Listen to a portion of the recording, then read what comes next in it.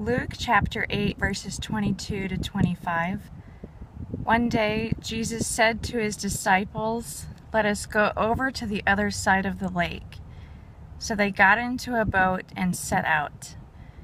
As they sailed, he fell asleep, and a squall came down on the lake so that the boat was being swamped, and they were in great danger.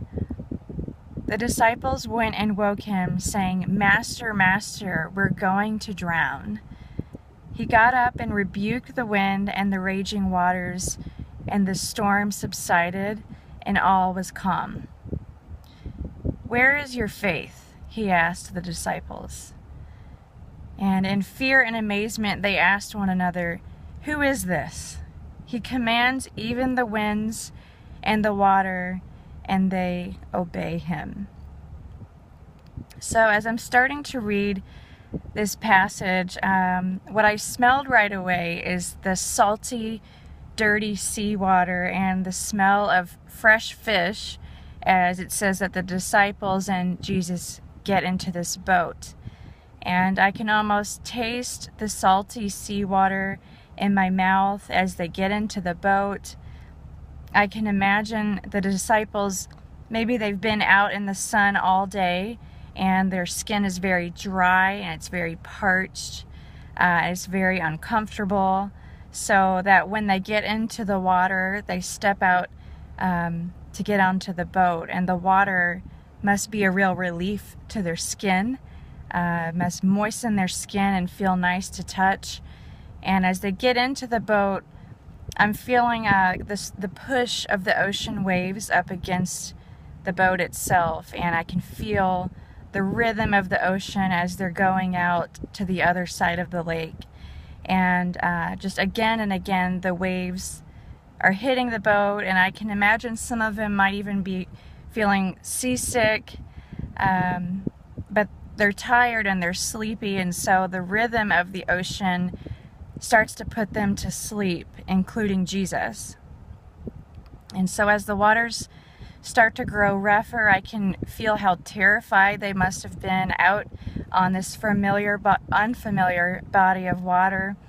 I can feel how desperate they must have felt to wake up Jesus from his sleep, assuming that he didn't know what was going on. And so Jesus calms the storm immediately, asks them, "Where's your faith?" And so I can feel this kind of immediate sigh of guilt and lack of faith and even disappointment in themselves, that they would be so fearful when they're in the very presence of Jesus. They still felt that disbelief. And I can sense this feeling of almost suspicion that they must have felt, with this mixture of fear and amazement, the intrigue and wonder that they must have been thinking about as they ask each other the question, "Who is this guy?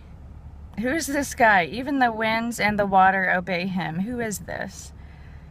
I can imagine the side conversations that they must have been having with each other, with the other disciples who experienced this. And then I know if I were them, I would have gone home right away to tell my family and friends about what had happened, because nothing like that had ever been seen before.